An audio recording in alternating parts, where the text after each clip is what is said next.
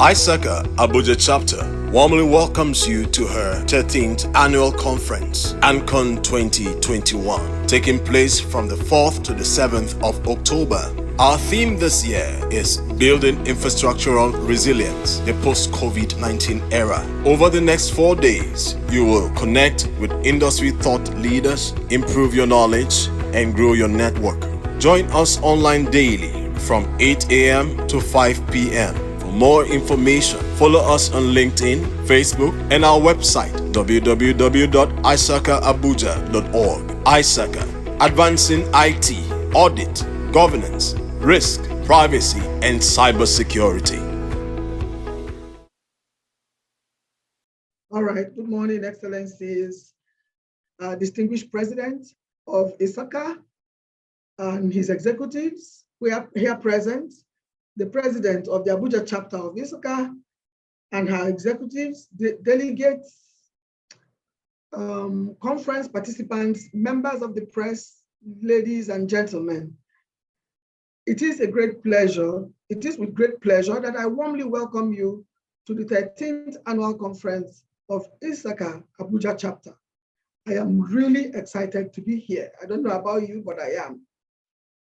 When I received the invitation to speak at this conference, I was highly elated for several reasons. My initial elation was prompted by the fact that the young lady who spoke to me is one of the most intelligent, hardworking, resilient, and focused young ladies that I know, Mrs. Nsuki Ndokwelo. In addition, I craved an opportunity to discuss the issues of infrastructural decay in Nigeria, and specifically to lend my voice to the fact that the world has moved on to digital economy, while we in Nigeria are still grappling with epileptic power supply, inadequate internet bandwidth, and constant drop calls, as well as to advocate that COVID-19 has given us the unique opportunity to reappraise, reinvent, and rebuild. To be invited to subject of such magnificence or significance is indeed an honor, an immense privilege, and I do not take it for granted. For that, I thank the organizers of this conference for inviting me to speak. Permit me at this time to tell you a little bit about myself, and I thank the person who introduced me. I worked at the Central Bank of Nigeria for 35 years and retired in February 2021. Before I retired, I worked with, on secondment with the West African Monetary Institute in Accra, Ghana. And there I was the Director General. And we worked, one of the things I'm very proud of is that we worked closely with Afrexim Bank to develop the PAPS. PAPS is an acronym for Pan-African Payment and Settlement System. It is meant to connect payments and accelerate African trade, the after trade. And they used WAMS countries as a pilot for this launch throughout Africa. WAMS is the West African Monetary Zone, which is made up of 6 countries, namely Liberia, Sierra Leone, Ghana, Gambia, Nigeria. And it's a pilot launch, and it enables the efficient flow of money securely across Africa. We are supposed to trade in your local currency, and the currency of the end user is used to settle the person or the company that you traded with. It minimizes risks and contributes to financial integration across regions. PAPS is supported by Afrexim Bank and the African Union. Having given that as my introduction to who I am, I would like to start by saying that ISACA is a body, I know you know, but ISACA is a body of professionals, and I took the liberty, IT professionals, and I took the liberty to assume that the infrastructure referred to here is a digital infrastructure. So I will delve into the impact of COVID-19 on digital infrastructure and conclude with recommendations for e-resilience. In years to come, I know that we will remember 2020 as the year the world faced a global pandemic.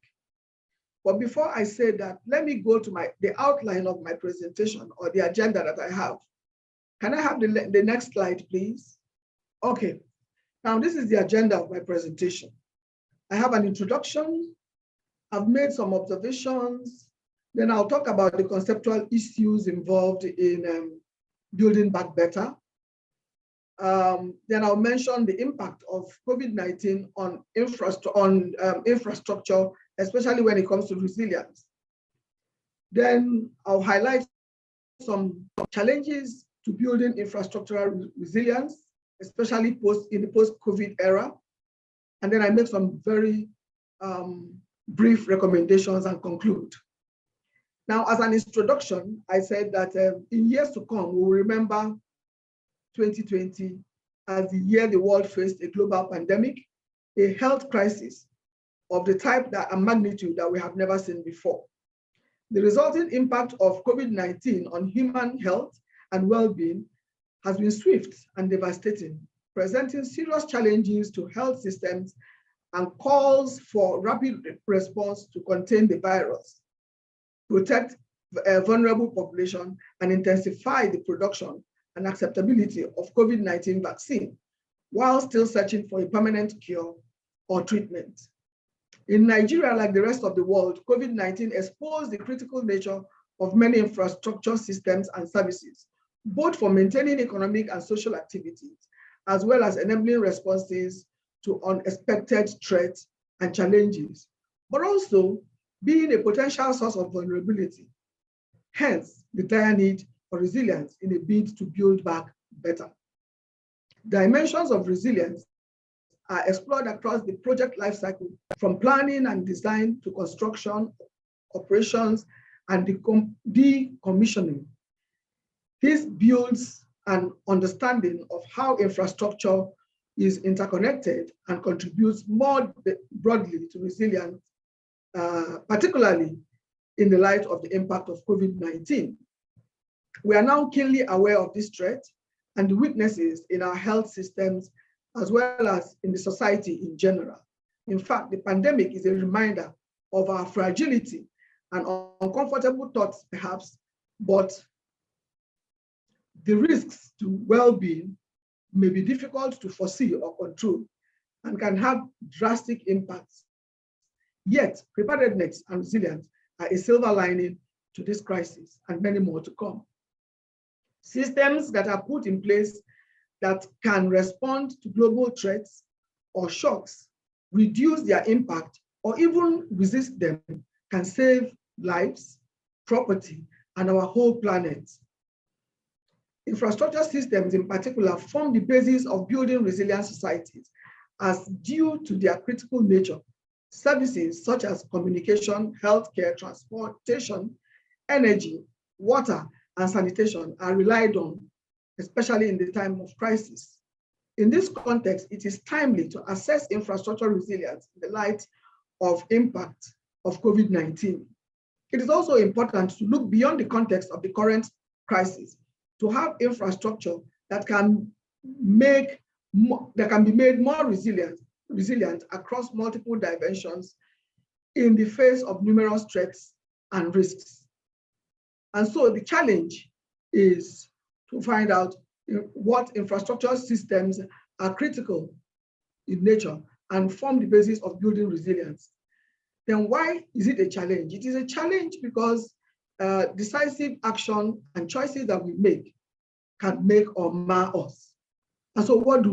We build long-term resilience for future crises and threats and align investment with the purpose of building back better. You might want to know why ISACA is interested in this. With the pandemic, we have emerged the boom in digital economy. And ISACA, being a body of professionals in information systems, assurance, security, governance, and risk management, are at the forefront of this evolution. So given this, we should bring out policies and choices that will build resilience, which will become defining moments in our recovery of COVID-19.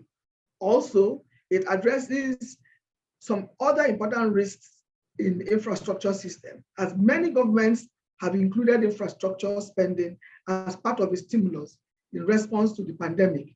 Resilience will be a key element to consider when planning and prioritizing investments, especially in the context of technologies and innovations that can enable low-cost and digitally enabled solutions come to life. My keynote paper first provides a context for presenting observations on the impact of COVID-19 on infrastructure. The aspects of resilience are briefly discussed, such as the physical aspects, the operational, financial, and governance, while broader considerations such as shifting demographics or technological changes will also be explored. We will also explore the economic impact of the pandemic on digital infrastructure, and this will closely be followed by some recommendations thereafter. Now, let me go to the second part of my presentation, which is some observations on the impact of COVID-19 or the pandemic on infrastructure. In Nigeria, we observed, like the rest of the world, that COVID-19 exposed the critical nature of many infrastructural systems and services, both for maintaining economic and social activities and enabling responses to unexpected threats and challenges, but also being a potential source of vulnerabilities. However, not all impacts on infrastructure have been negative. Some services have actually seen an increase in demand or positive effects, reflecting a wide variation and heterogeneous nature of infrastructure more generally, as well as the complexities of knock-on effects on major shocks. For example, the local production of PPEs advanced due to the dire need for them in the health sector. Yet, widespread disruptions of supply chains, particularly in the aviation industry, stood still.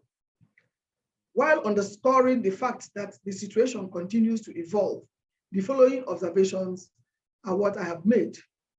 One is that societies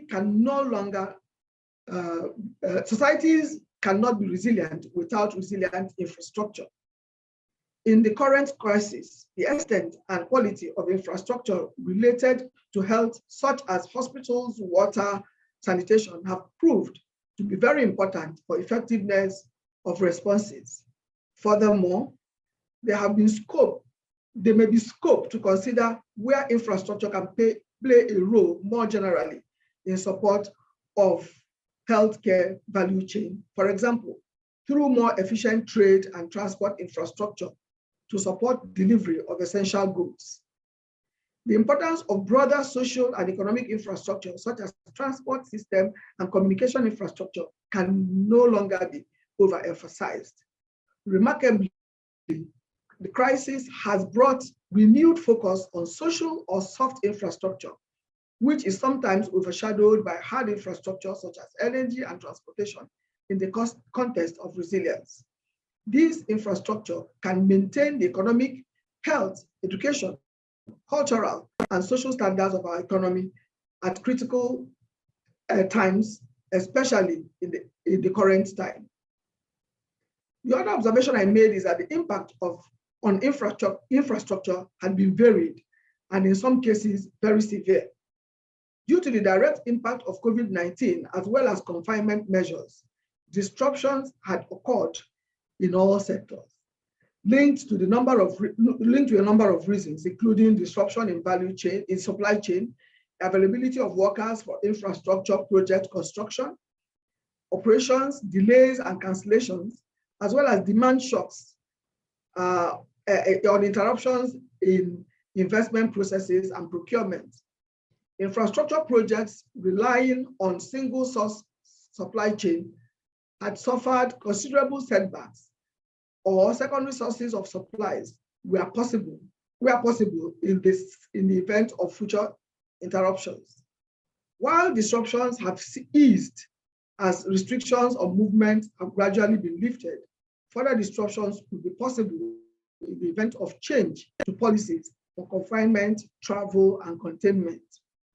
On the other hand, some services have seen an increase in demand, such as communication services. In this regard, spare capacities to handle increased demand for internet connectivity or scaling up broadband or bandwidth has helped to prevent congestions. Another thing that we noticed is the insight for contractual business and business model and effective response to the pandemic. Some lessons may be emerging from the pandemic on some types of contractual models or investment framework, which enable us to withstand volatility in the market, including demands, and also how systems, assets, and projects were enabled to manage risks and shocks. For instance, actions taken to prevent the default of an infrastructure company or flexibility under PPP arrangement in order to ensure continuity of service while maintaining guarantees may have helped through periods of stress. In this regard, impacts can be mitigated with modest success through compensation clauses, using bridge financing, capital injection, renegotiation of key project parameters, and introduction of regulatory flexibility on performance indicators, while among other measures. If the pandemic's impacts are limited to the short or medium term, then project credit risk and access to financing may change sustainably or substantially. The other observation I made is that reliance on digital infrastructure has increased, yet accessibility and quality varies across Nigeria. Reliance on communication infrastructure, for instance, telecommunication, broadband services, has increased substantially, with operators experiencing as much as 60% increase in internet traffic compared to before the COVID-19 crisis. This is from the National Communication Commission, and it's dated 2020. Businesses have deployed digital solutions and channels to enable communication among staff and other customers. Governments and schools as well have done the same thing. This has led businesses and public institutions to expand the availability of digital content or transform content into digital formats. Yet, not all can do so with equivalent flexibility or ease. Access to communication services has been uneven across regions, territories, and population, depending on quality of connectivity services, network capability, and devices to access services. For instance, personal computers, tablets, and soft or smartphones. We all witnessed what happened yesterday globally with the shutdown or temporary shutdown of WhatsApp, as well as other applications. The world stood still practically. And some of us who have gotten used to it were having withdrawal syndromes just because there was a shutdown between 4 p.m. yesterday and midnight. So we all know that it is now more, we are now more reliant on digital infrastructure. And so we need to be more resilient. Another observation is that the cost of a crisis may far outweigh incremental investment in resilience. The pandemic triggered the deepest economic recession in nearly a century, threatening health, disrupting economic activities, and hurting well-being and jobs. Due to the direct impact of the pandemic and confinement measures in 2020, the global GDP declined by 3.5%, while the forecast for this year is put at 2.9% GDP growth rate. According to the forecast for 2021, the global GDP should increase by 5.8% in 2021. In Nigeria, for instance, in the first quarter of 2021, GDP was recorded at 0.51%. The Q1 2021 growth was slower than the 1.8% growth rate recorded in Q1 2020, but higher than the 0.11% recorded in Q4 2020, indicating a gradual but steady growth.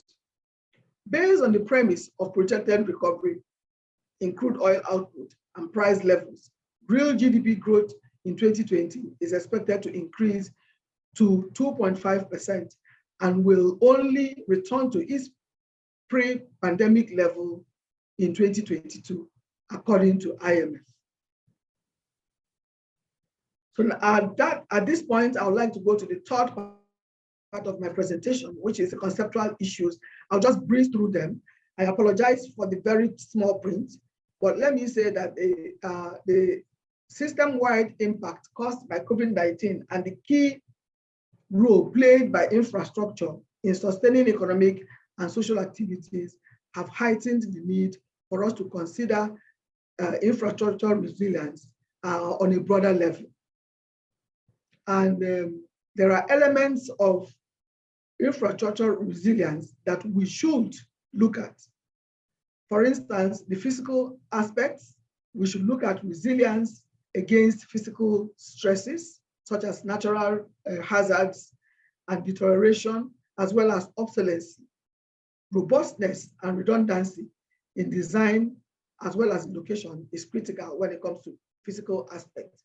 When considering resilience, the physical aspect of infrastructure are probably what comes first to mind, because infrastructure comprises a significant amount of built environment, forming the backbone of our modern society. Infrastructure is exposed to natural hazards such as extreme weather and the COVID-19 pandemic, as well as the effect of time and use, including deterioration and obsolescence. Infrastructure that is well located, robust enough to withstand fluctuations in demand or physical stresses, and meets demand for maintenance and modernization can broadly be supportive of resilience. Infrastructure that operates beyond its capacity may be subject to additional strain, which could exacerbate weakness or accelerate deterioration. Redundancy, particularly in the design and construction of networks and systems, can increase dependency of key infrastructure assets by reinforcing critical elements. For instance, redundancy in electricity grids could help to avoid blackouts. And redundancy in networks is also valid for social infrastructure, such as hospitals and healthcare networks, as ensuring the failure of one mode does not imply overflow or contingency or contagion to other nodes critical to the working of the whole network. The other thing that we should look at is operation, which includes data protection, digital security, and safety. Assuring that infrastructure can maintain services through periods of stress, including access to labor, supply chain, and capital, such as working capital facilities or reserves, is essential. Project contingencies as a way to build in uncertainty or risk exposures in projects may provide flexibility for project managers through periods of stress. Also, we need to look at governance issues. Strong governance frameworks are at the heart of resilient infrastructure investment models and are needed to build or help build social acceptance, transparency, and trust in infrastructure. A clear sense of risk allocation and responsibility are needed, particularly if infrastructure is financed through PPP or other public-private models. Strong resilience or business continuity plans at the national and subnational government levels and amongst project sponsors and service operators can reduce the risk and impact of disruptions or speed recovery. Such plans can also support emergency management and effective decision-making when something goes wrong. The other aspect is the financial aspects. COVID-19 exposed the fragility of some financing structures, particularly where high leverage has meant that projects are not resilient to shock. Access to adequate liquidity and strong balance sheets are some features that helped companies through recent market volatility. Furthermore, resilience to existing finance models and instruments can be considered in terms of how infrastructure services can rapidly be scaled up in times of need. In project finance, projects companies are typically financed through a special purpose vehicle, where lenders have limited or no recourse to sponsors if a project is underperforming. Financial covenants, e.g. borrowing restrictions, financial ratios, can strengthen the overall financial viability of a project, and if effectively structured, can indicate early signs that a project is not performing as planned. Continuity of service and accessibility is also critical. Infrastructure services like healthcare, transportation, water, energy, and communication are essential in nature for the functioning of economies. And the activities of household, including in terms of stress, when they may be relied on more heavily. The loss of access to infrastructure functions and services could thus prove detrimental to households and businesses. Consequently, avoiding loss of service or access, even if a customer cannot pay, if the circumstances are exceptional, or if operators become insolvent, may require contingency plan or temporary modification to customers' agreement. What I'm saying is that public may be high as to the public service role of infrastructure in terms of crisis. This may require coordinated approach when industry and national or subnational governments get involved. I also want to mention that resilience is a process. It requires strategy and preparedness. It also requires protection and prevention, flexibility and adaptability, as well as response and recovery strategies. So it's a whole that besides identifying key risks and concepts needs to take into account other important considerations, such as changing nature of risk, as well as cross-cutting themes and trends. Having said that, let me now come to the impact of COVID-19 on digital infrastructure. You will all agree with me that a key component of digital infrastructure is telecommunication network, which includes international networks supported by submarine cables. It also includes domestic networks supported by fiber optics, microwave, and it also includes networks for last mile user, which rely on copper wires or fiber optic cable modern links and wireless networks. Policies adopted across countries to curtail the spread of the virus, such as lockdowns, travel bans, and work from home arrangements, have led to a spike in telecommunication network usage. I said that earlier on. For instance, internet traffic increased roughly by 30%. WhatsApp having doubled, and daily usage of some video streaming, like the one we are using right now, it made the services to increase by about 20 times, to increase 20 times over. As per mobile worldwide network, it has seen phenomenal increases. Supply side disruptions or other sectors have also contributed to positive demand shocks in the digital economy, with closures and suspension of manufacturing operations and travel bans. Firms in other sectors are using digitalization as a way to mitigate some of the economic losses that they have faced. About 20% of manufacturing firms globally have increased or started online business activity since the pandemic, contributing to the increased demand in the digital economy space. High-income countries are, however, likely to benefit more from positive demand shocks than us. For instance, in the case of the US, they confirm that American information sector has witnessed a positive demand shock, potentially due to the increased interest in firms in telework software and arrangements. In comparison, low and medium income countries like ours are less exposed to demand shocks and also experience low impact of these shocks because the informal sector constitutes a large share of our economic activities. For instance, 86% of economic activities in Africa are carried out in the informal sector. This is a limiting factor to enforcement of social distance and work from home models.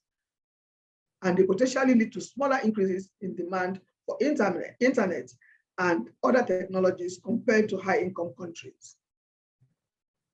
This has been evident in the case of Nigeria, as per the Nigerian Communication Commission. Nigeria said that Nigeria gained 2.5 million subscribers during the lockdown in April 2020, with the total number of internet users hitting 143.3 million as of June 2020.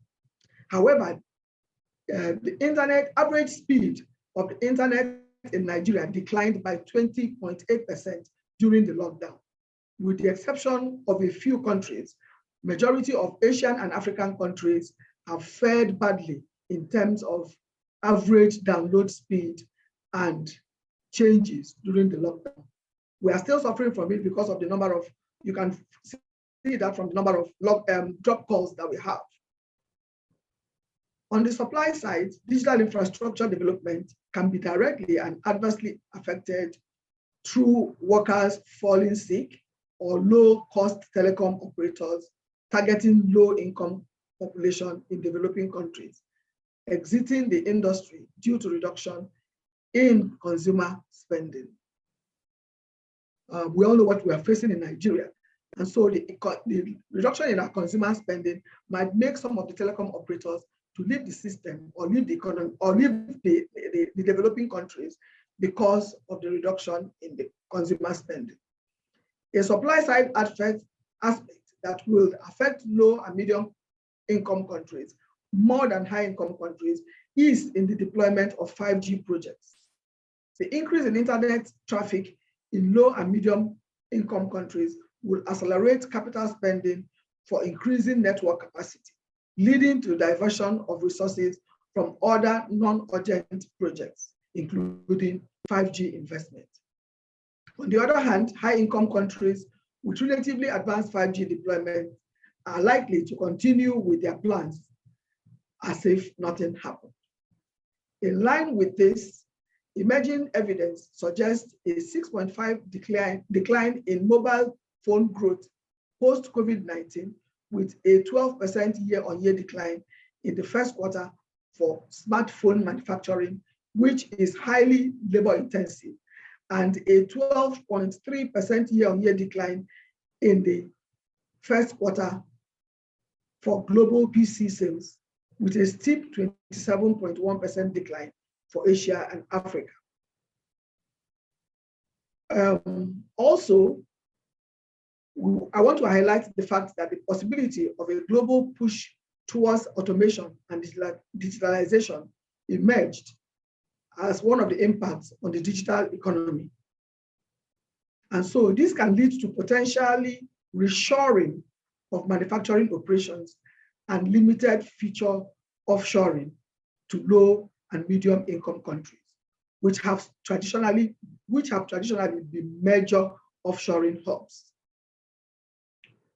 There is already emerging evidence of the pandemic increasing automation in semiconductor manufacturing segments, with Vietnam, Mexico, and India emerging as alternatives to manufacturing in China. Next slide. Next slide.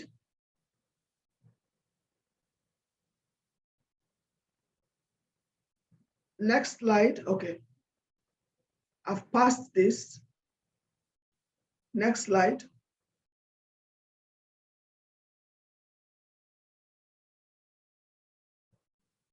Next slide. Hello. Hello. Go on, go on.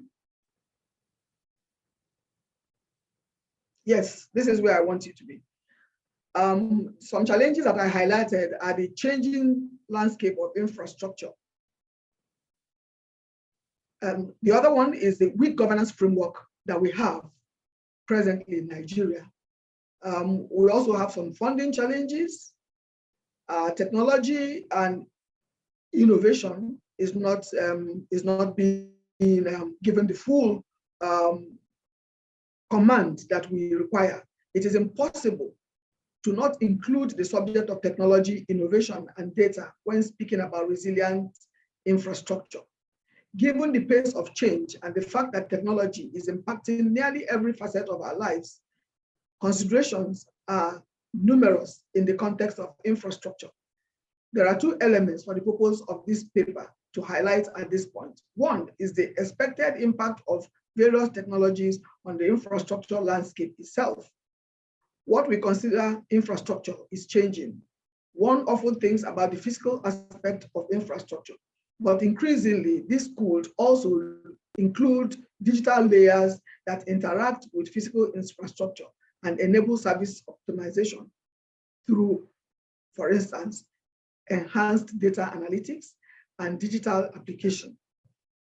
New forms of infrastructure such as communication networks, data storage, new forms of energy generation and storage, and electrified transportation are changing the contours of infrastructure. Disruptive technologies, business models are impacting infrastructural markets. And the second thing is that technology solutions could be considered more broadly to meet resilience challenges. For example, a number of use cases exists. For instance, new ways of modeling physical structure, harnessing big data to analyze infrastructure operations, or mobile apps for consumers.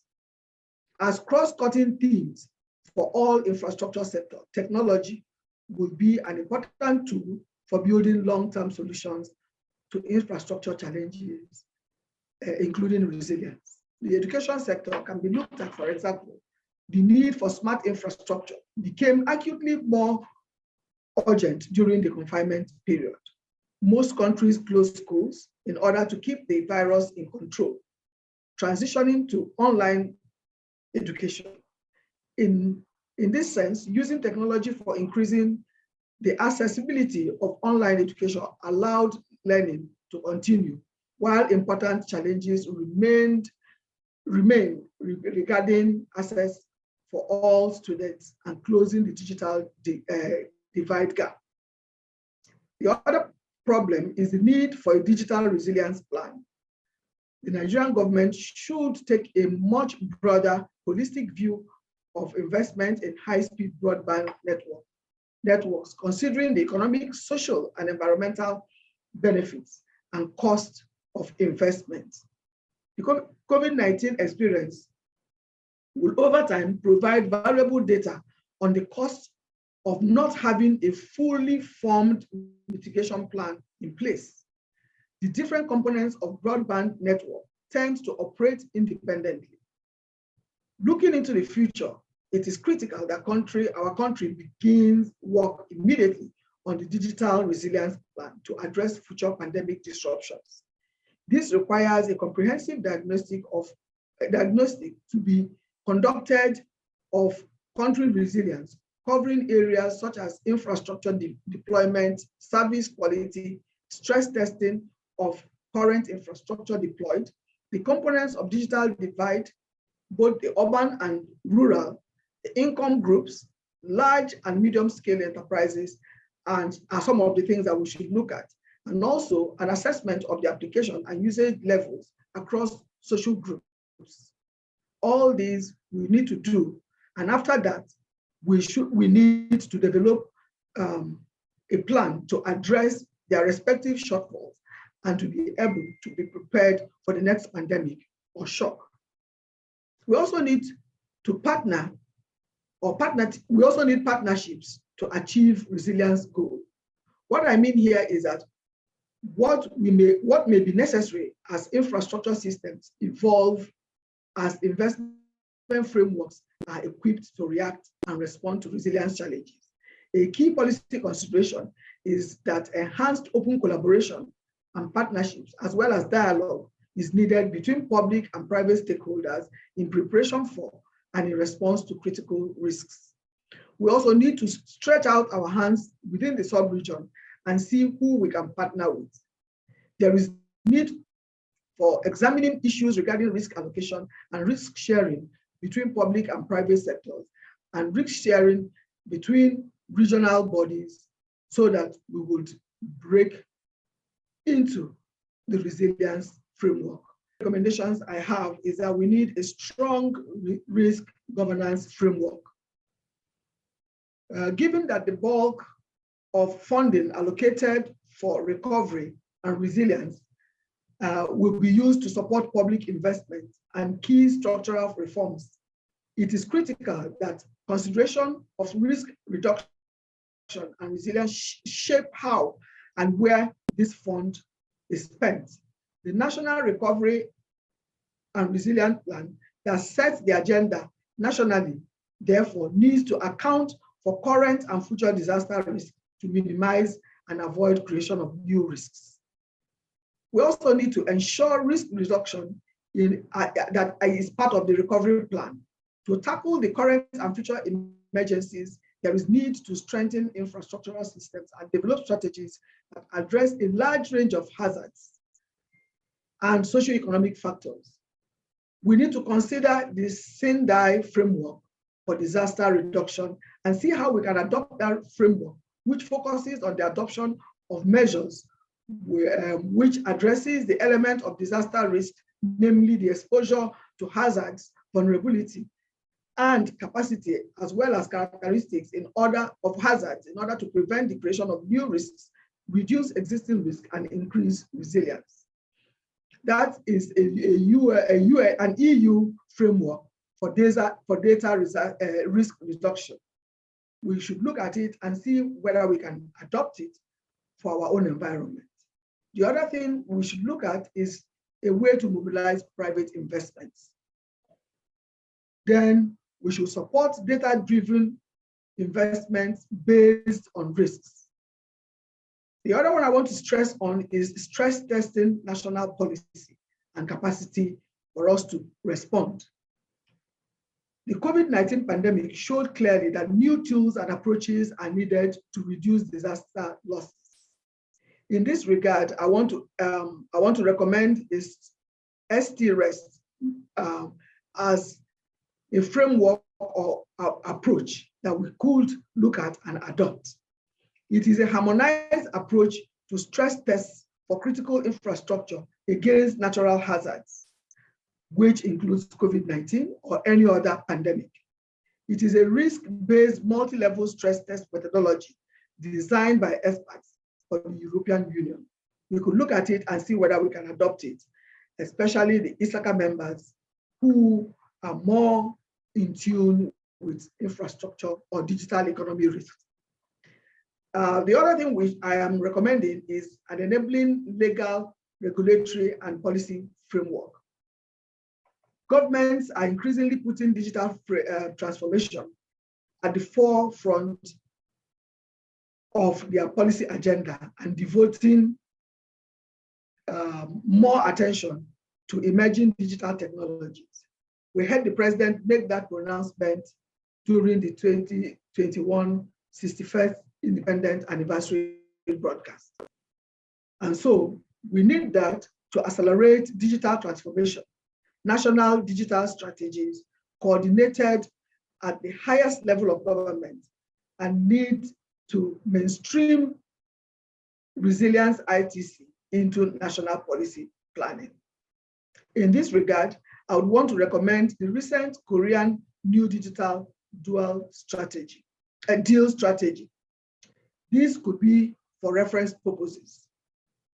ISACA should review and update relevant regulatory regulations related to digitalization by incorporating e-resilience principles into policies and legislation, and create more conducive legal environment for digitalization, including provisions of incentives for investment in research and innovation, and paying careful attention to cybersecurity matters.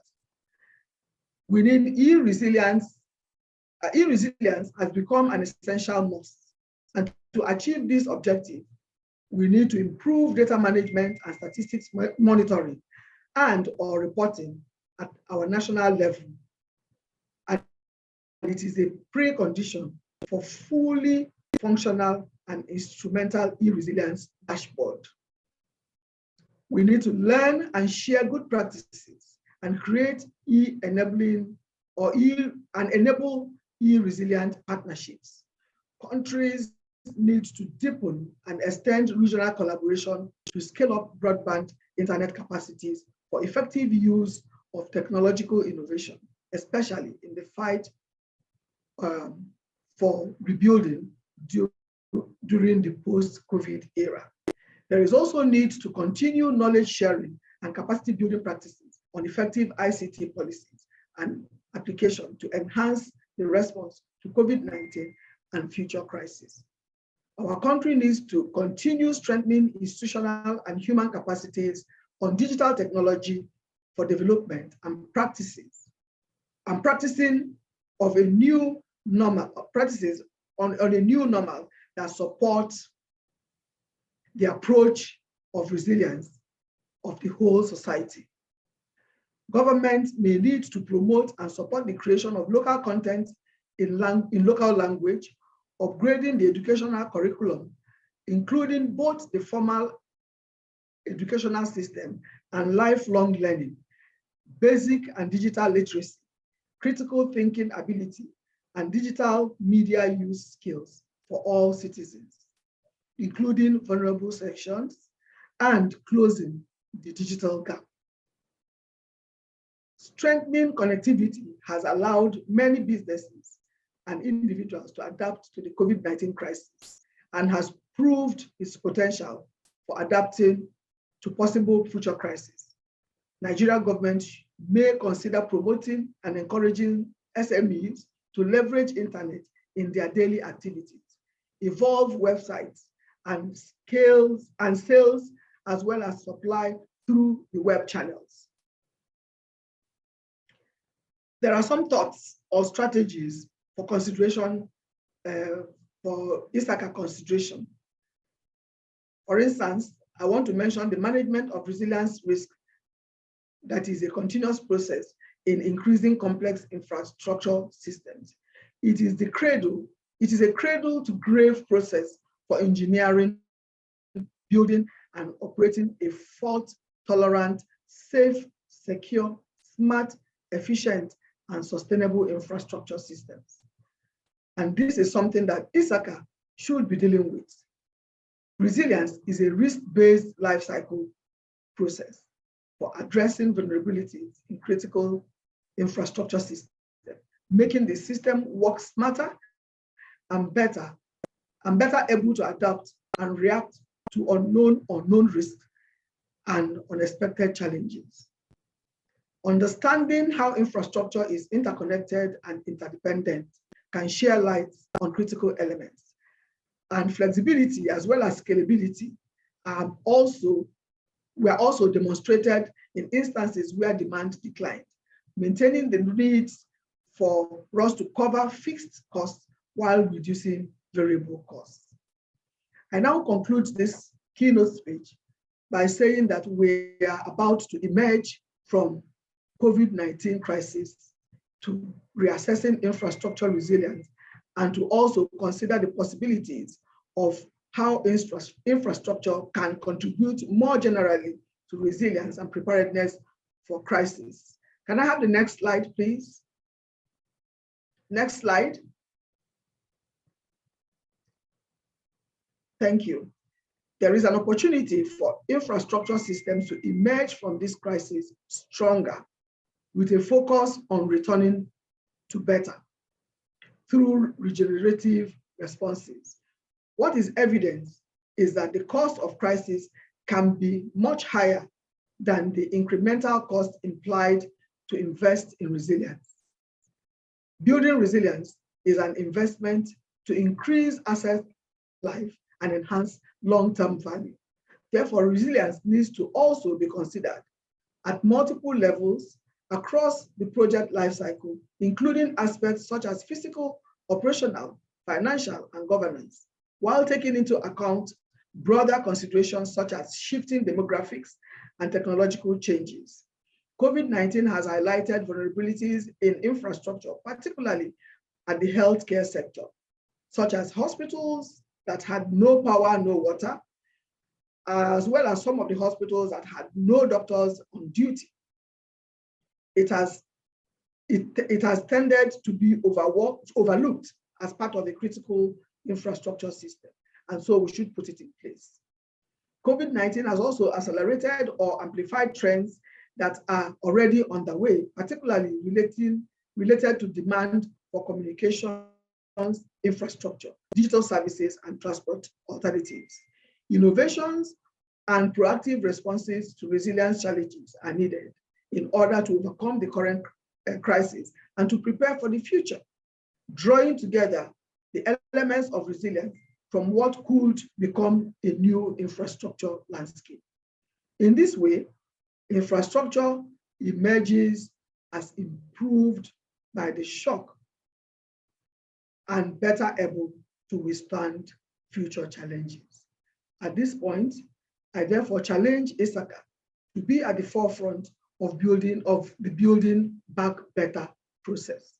I thank you for your kind attention. Thank you very much.